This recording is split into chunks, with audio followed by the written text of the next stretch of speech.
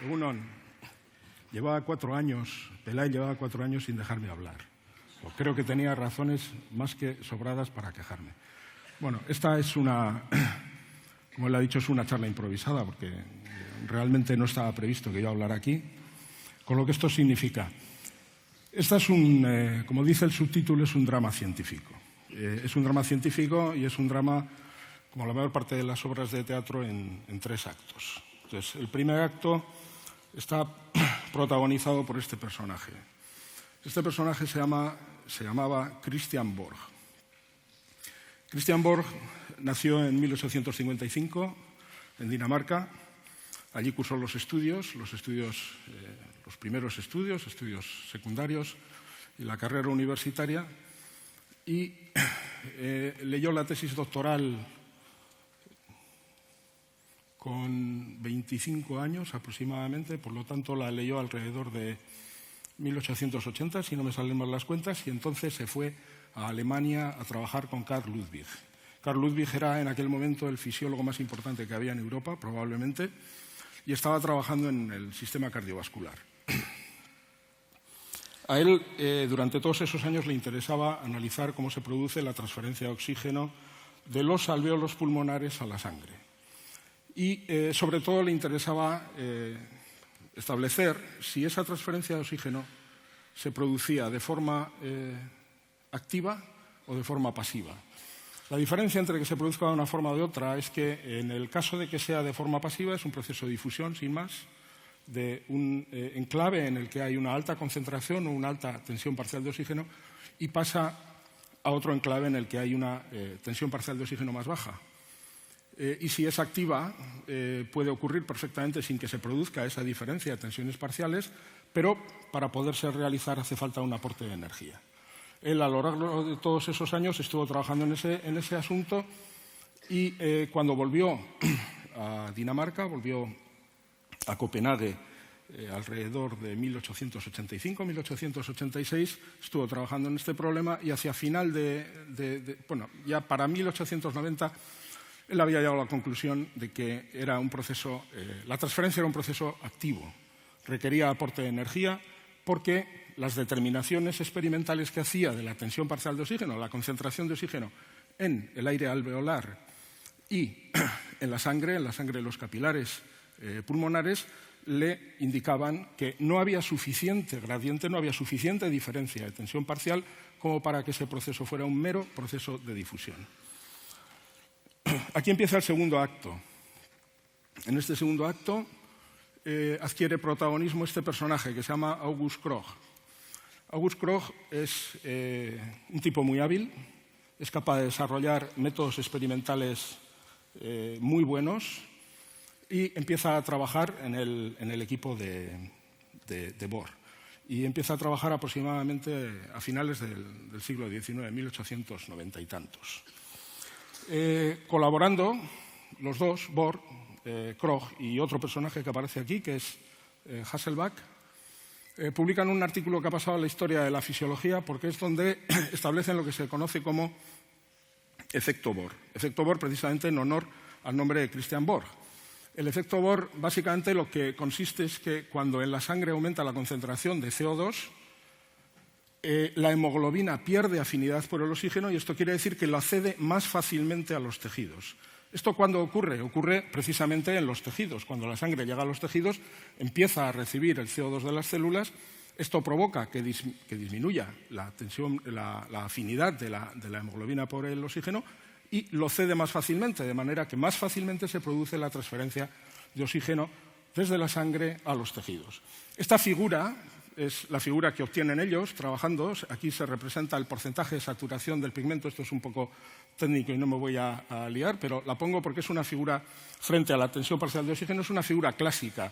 Es una figura que ha permanecido en los libros de fisiología animal desde principios del siglo XX hasta ahora. Este trabajo se publicó alrededor de 1905. Antes, en el anterior, estaba la fecha, me imagino.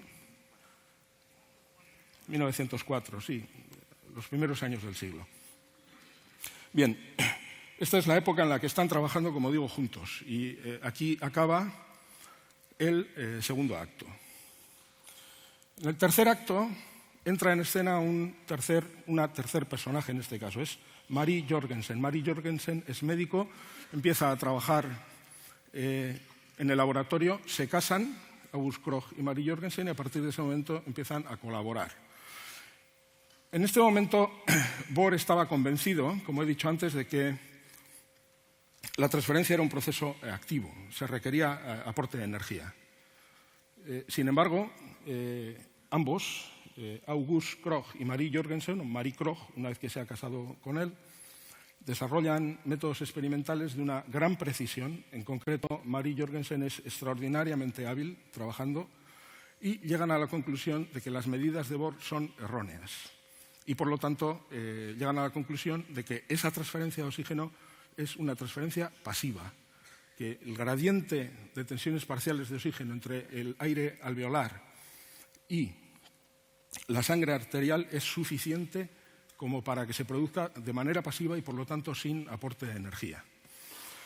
A pesar de todo, ellos conviven en el laboratorio. No está claro qué tipo de relación tenían, porque durante muchísimos años, durante prácticamente una década, mantuvieron posiciones enfrentadas en relación con este tema, pero aparentemente se llevaban lo suficientemente bien. El problema es que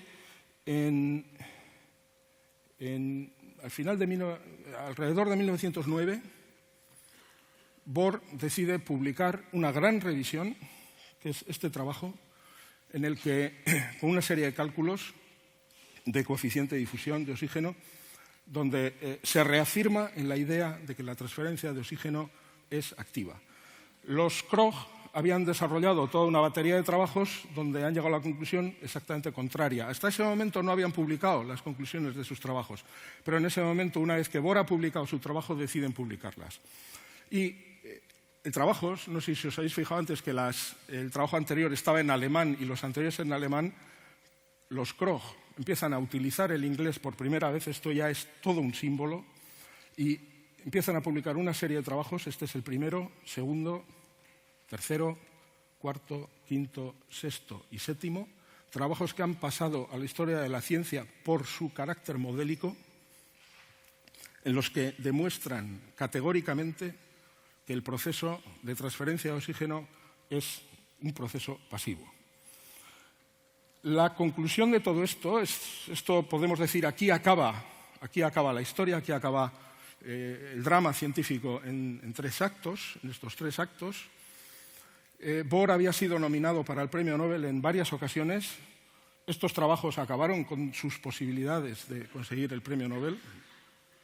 Pero esta historia, que al fin y al cabo tiene vamos a decir, una conclusión triste, porque es el final de un gran científico, sin embargo tiene también un curioso epílogo. Y es que os habrá sonado seguramente el apellido Bohr. Christian Bohr es el padre de Niels Bohr. Había mandado a su hijo, unos años antes, a que se retirara en un caserío para que pudiera acabar su tesis doctoral de una vez por todas. Cuando los Krogh publican sus trabajos es a finales de 1909. El 2 de febrero de 1910, llegó el hijo del caserío con la tesis bajo el brazo. Y al día siguiente, la madrugada del viernes 3 de febrero de 1910, Christian Bohr apareció muerto en su despacho. Murió, al menos, con la tranquilidad de que su hijo había acabado la tesis doctoral. A Krogh le dieron el Premio Nobel, finalmente, por sus conclusiones, porque demostró, la figura no se ve bien por alguna razón que desconozco, que la razón por la que Bohr estaba equivocado es porque en todo este proceso se produce algo que se conoce como aumenta la densidad de capilares en los tejidos, es reclutamiento de capilares, de manera que cuando las necesidades metabólicas son altas, se abren nuevos capilares y favorece la transferencia de oxígeno. Esto es lo que desconocía Bohr, y es la razón por la que Bohr acabó perdiendo el Premio Nobel y la razón por la que se le acabó concediendo a August Krogh.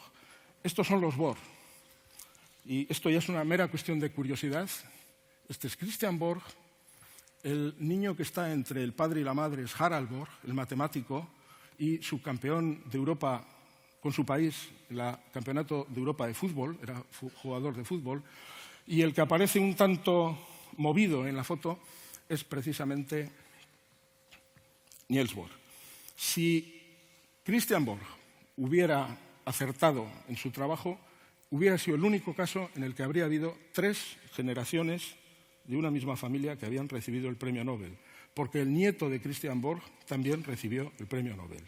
Lo importante de esta historia, de este drama, es que tiene una clara enseñanza científica. Lo que no pasa el cedazo de la prueba no sirve. Eskerrik asko.